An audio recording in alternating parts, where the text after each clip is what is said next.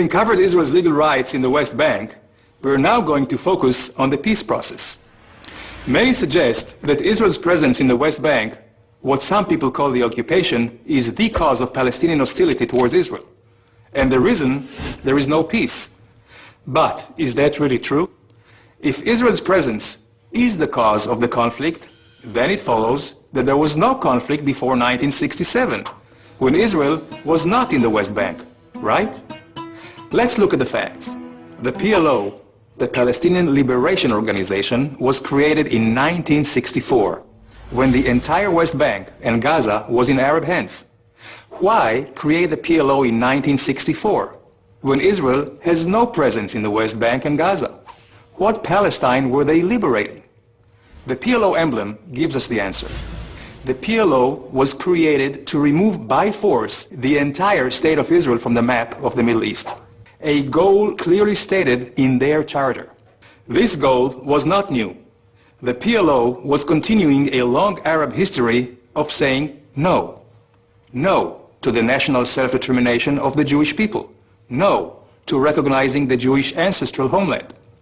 Let's take a look at the history. In 1937, the Peel Commission recommended a division of the land, a Jewish state and an Arab state. The Arab portion would include 96% of the territory that the League of Nations had originally designated for the Jewish homeland. This included far more than just the West Bank. However, instead of accepting the Jews as peace partners, the Palestinian leader Haj Amin al-Husseini said no, and found a partner whose vision was closer to his own. In 1947, the United Nations recommended the partition plan, which again offered the Arabs far more than just the West Bank. The Jews said yes. The Arab leaders again said no, and launched a war of extermination. Israel won that war, established the state, but did not know a day of peace, despite the fact that its Arab neighbors held the entire West Bank. The Arabs continued saying no. They attacked Israel relentlessly, using the West Bank as a launching pad, until Israel took it over in a war of self-defense in 1967. After the war, the Arab League rejected all attempts at peace. They continued to choose force over negotiation. And at a summit in the city of Khartoum, we again heard no, no, no. Let's fast forward to 1993. Israel and the Palestinians signed the Oslo Accords. Were the Palestinians finally saying yes? It appeared so. Israel said yes and gave territorial control to a Palestinian government it helped establish. But despite signing agreements, the Palestinian actions said no. During the next 5 years, Israel saw a significant increase in terrorist attacks, which killed hundreds of Israelis. In 1996, Yasser Arafat, the Palestinian leader, declares, "We plan to eliminate the State of Israel and establish a purely Palestinian state." But Israel did not give up saying yes. In 2000, Israel's Prime Minister Barak offers the Palestinians 93% of the West Bank.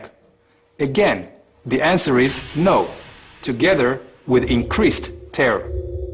In 2005, Israel withdraws from the Gaza Strip, uprooting 8,500 Israeli citizens, hoping to advance peace. The Palestinians again say no. This time they increase rocket attacks from Gaza against Israeli civilians by over 500%. In 2008, another Israeli attempt at yes. Prime Minister Olmert accepts nearly all Palestinian demands, including handing over almost 100% of the West Bank with minor land swaps. The Palestinians, again, no. So what can we conclude? 1. The conflict was not caused by Israeli presence in the West Bank. The real cause of the conflict, until today, is the long-held Arab history of saying no. No to peace, no to the existence of Israel. Because no is consistent with Palestinian policy, education, and media. Political and religious leaders continuously promote Israel's destruction. 2. Israel has said yes for decades and has proven that by signing peace with Jordan and Egypt. So, Where do we go from here? How do we achieve peace? With some goodwill, mutual recognition of the right to self-determination, and real compromises on both sides. Israel, for its part, will continue saying yes to a real and enduring peace. But for the peace process to succeed, the Palestinians will have to give up their uncompromising choice of force over negotiation, and of choosing no over yes. It's about time.